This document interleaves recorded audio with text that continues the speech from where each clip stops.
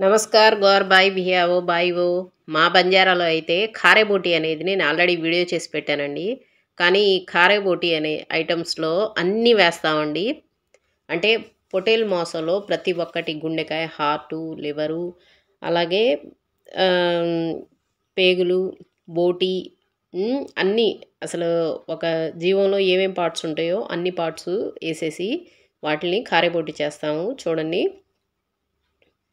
మటన్ని బాగా వాష్ చేసిన తర్వాత ఐటమ్స్ అన్నీ వేస్తామండి. ఆ ఐటమ్స్ వేయటం వల్లే వాటిని ఖారేబోటి అని మేము పిలుస్తాము.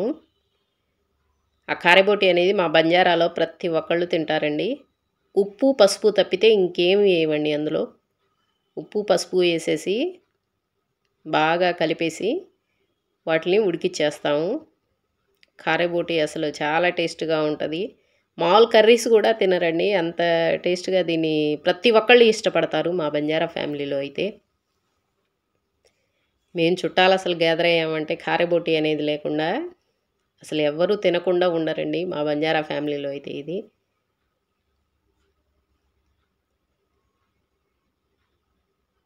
మటన్ కర్రీల కన్నా ఖారేబోటినే చాలా ఇష్టపడతారండి.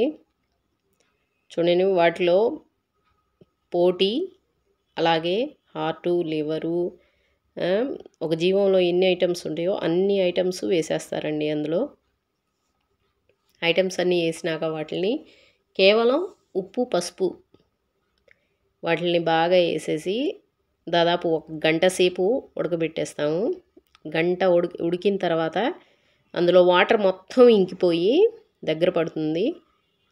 అలా దగ్గర పడిన తర్వాత అదంతా చాలా టేస్టీగా వస్తుంది. ప్రతి ఒక్కళ్ళు మా బంజారా ఫ్యామిలీలో అయితే ఎప్పుడు తిందామా అని చూస్తూ ఉంటారు ఒక్కొక్కళ్ళు. ఈ ఖారేబోటి మా బంజారా ఫ్యామిలీలో ఖారేబోటి అనేది చాలా స్పెషల్. మా ఆడపడుచు చూడండి ఖారేబోటిని బాగా చేస్తుంది. పొగలు సెగలు కక్కుతున్నాయి ఖారేబోటి.